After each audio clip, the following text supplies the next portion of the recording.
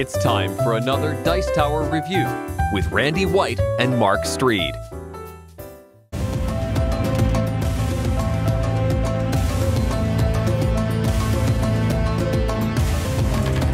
Hello folks, welcome to Board Game Corner. I'm Mark. And I'm Randy. This week we're taking a look at the Dark Titan expansion for Castle Panic.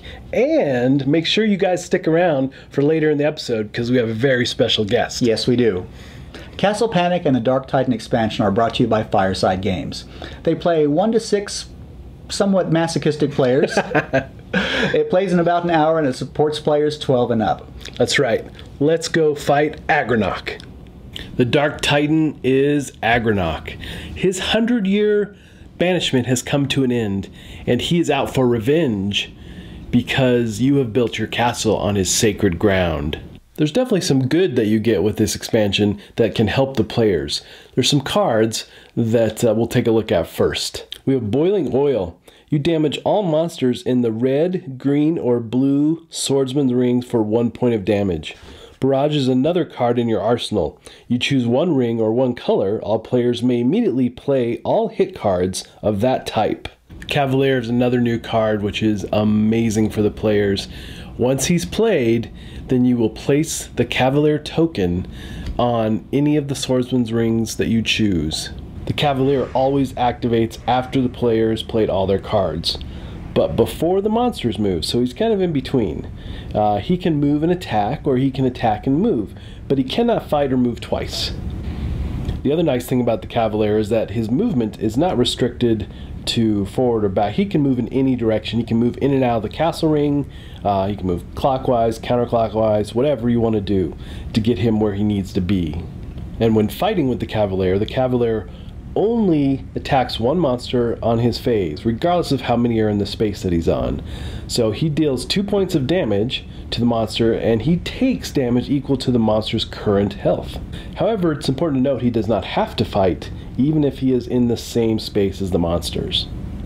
If the Cavalier only takes 1 point of damage, then he stays on the board and lives to fight another day.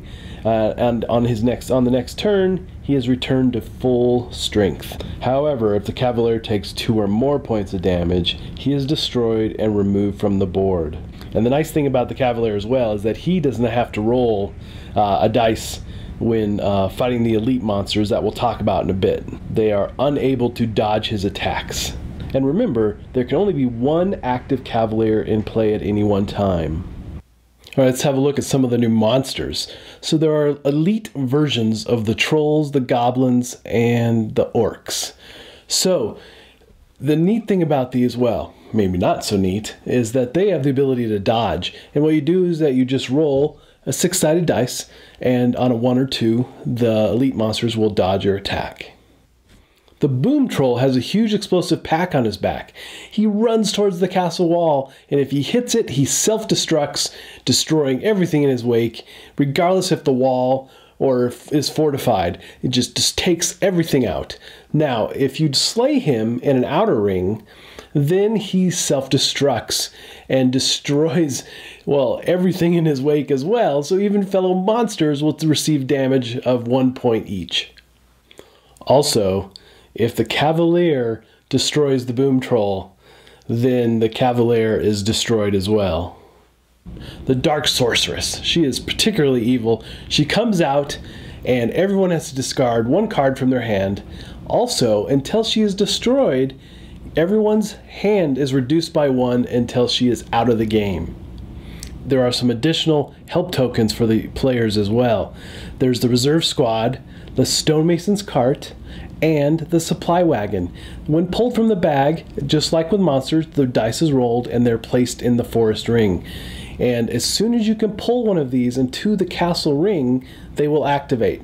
And the way you move them across the board is by playing a colored card from your hand. And if it happens to be a color space that they're in, or a color ring they're in, then they move 2 spaces. They cannot move diagonal, but they can move left and right and then forward towards the castle. Once these help tokens reach the castle ring, they activate. So the Reserve Squad is just a band of heroes that can come and help you fight the oncoming hordes.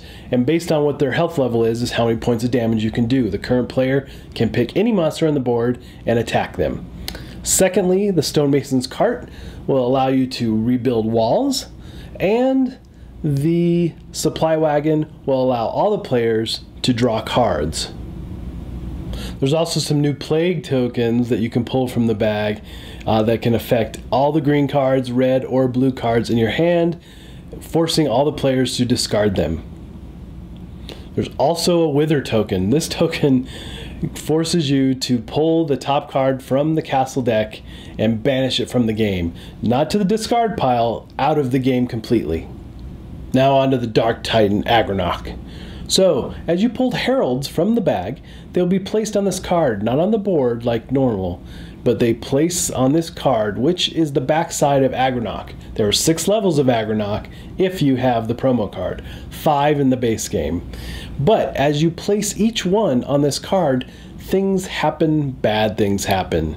On the first herald, all players discard 1 hit card of their choice.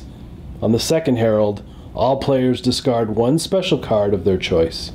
And on the third herald, you roll for a giant boulder. Once the third herald activates Agronach, you then roll the dice and place him like you normally would a monster. However, all the heralds that have brought him out are now discarded. They do not go on the board. There are 5 levels of Agronach, 6 if you have the promo card, but there are 5 levels in the expansion. So the pips along the left side of the card show you what level he is. Now, if you're playing with younger players, you probably want to start with level 1. But as you go through, increasingly difficult, it's worth trying, and you can pick and choose which one you want to play with, or what we do is we randomly shuffle them and draw one, and then it's a surprise when he appears. But on levels 2 through 5 and 6, after he moves, a really bad thing happens, and it varies between each level of Agronach. So the way his abilities activate is after he moves, you roll a dice, a 6-sided dice. And some of the examples, like on a Agronach level 5, if you roll 1 to 2, Agronach regains 1 point of health. On a 3 or 4, all monsters move 1 space, and a 5 and 6, Agronach throws a giant boulder originating from his current space. But it varies based on the level of Agronach. Closer look at Agronach's tile. He's an 8-point monster. He has 2 sides. And when you flip him over, that's his wounded side. And once you flip him over, then everyone loses a card at random.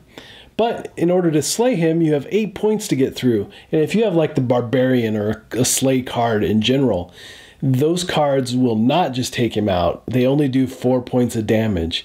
So when you get him down to his final wounded side of the tile, you have to do 2 points of damage in order to kill him. You can't do it one at a time. To wipe him off the board, the last hit has to be 2 points. Also, when Agronach hits a wall or a tower, they do not affect him. They do not do damage. He just wipes them out. However, you can set him on fire, which is very helpful.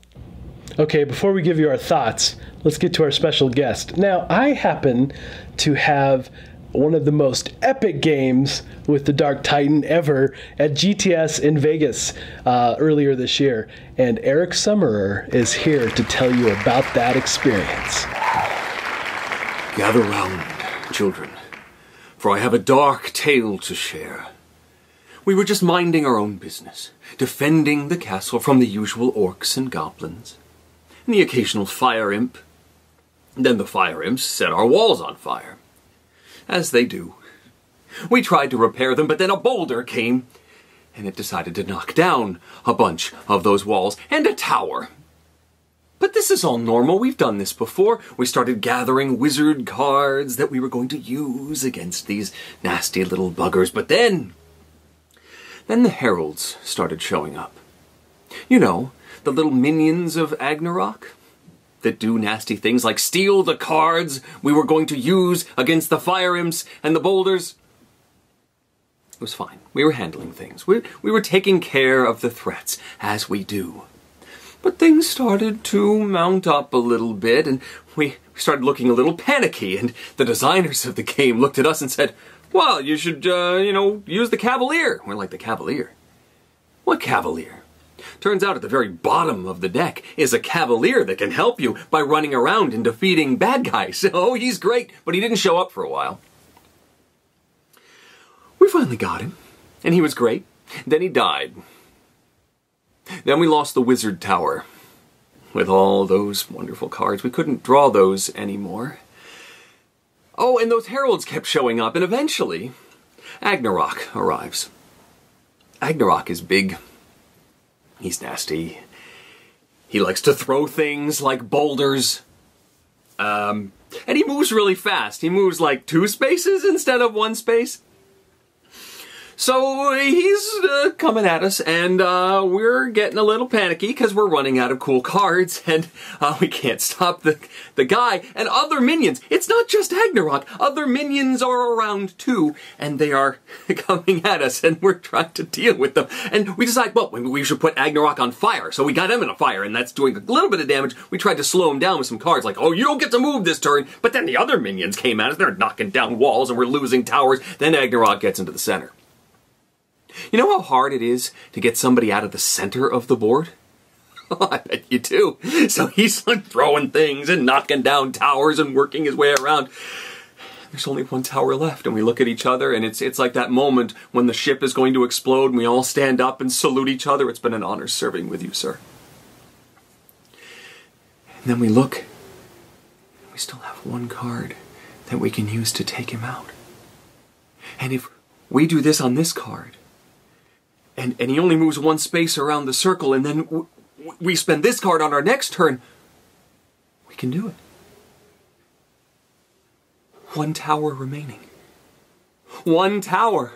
And we knock out Agnarok. And nobody else is on the board. And we stood up in the middle of this ballroom with retailers from all over the country in this Las Vegas ballroom, and we stood up and we cheered.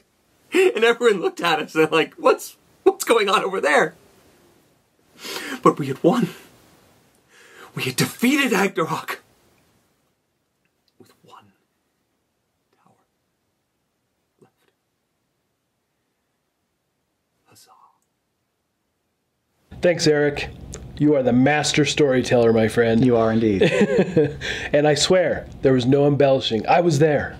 And that's exactly how it happened. I think several of you lost limbs in the process, got severe burns and things like that. Yes, indeed. But we did get better. They got better. And I think that's what sums it up. Eric encapsulated so well.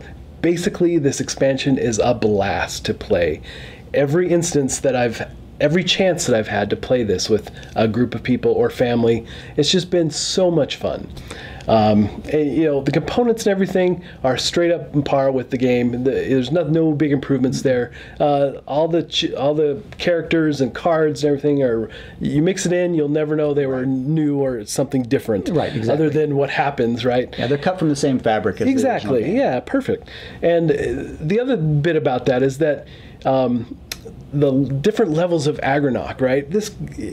It goes from manageable to completely insane, especially with the promo card in level 6. Yeah, and insane is not just how the game is. It's insane as the characteristic of the players who are willing to play at level 6. Exactly. So, this expansion is getting a pretty high rating from me because just of the pure fun factor that I've had every time.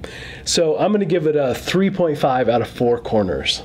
Now, Castle Panic is something I do enjoy playing, and I'll never shirk or try to run away if somebody pulls it off the shelf and suggests playing it. However, many cooperative games do run the risk of feeling like they're being played by committee, and you lose some sense of autonomy. Now, I like that, but some of you may not. Yeah. And so the thing about this... did not experience that in the games that I played. But you tend to like the cooperative games more. And so the reason I say that is a little bit of a caveat, because this game has a bit of that tendency with the base game, and the addition of Dark Titan puts even more pressure. This is like a pressure cooker. It really is. And so it makes it so you have to play by committee even more. You play with your cards up, and everybody sees what everybody's got. Definitely. And so if you like that, that's fine. But this is like, the expansion is like adding cheese to a hamburger. If you like hamburger, the cheese makes it awesome. Awesome, yeah. If you're a vegan and you hated hamburgers, then you're going to really hate this. It's true. So I give it a little bit of a lower rating. I give it a 3.5 2.0, but it's still a great expansion, and if you like the base game, you'll love the expansion. As long as you have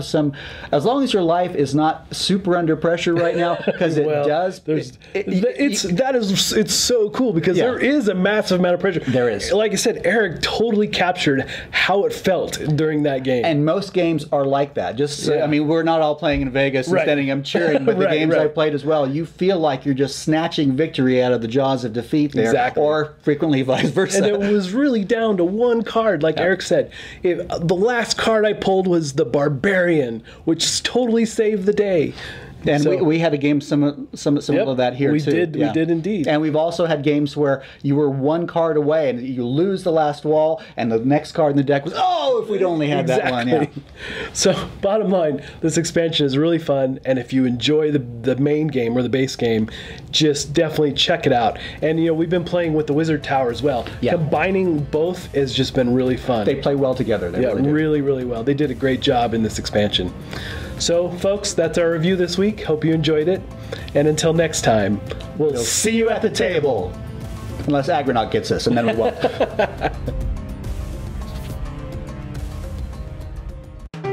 Thanks so much for watching the Dice Tower videos. Find more great videos and reviews, as well as our top-rated audio podcast at Dicetower.com. You can also find other great shows at Dicetowernetwork.com. I'm Eric Summerer, and you've been watching The Dice Tower. The Dice Tower is sponsored by Cool Stuff Inc., where you can find great games for great prices. Cool stuff in stock. Check them out at CoolStuffInc.com.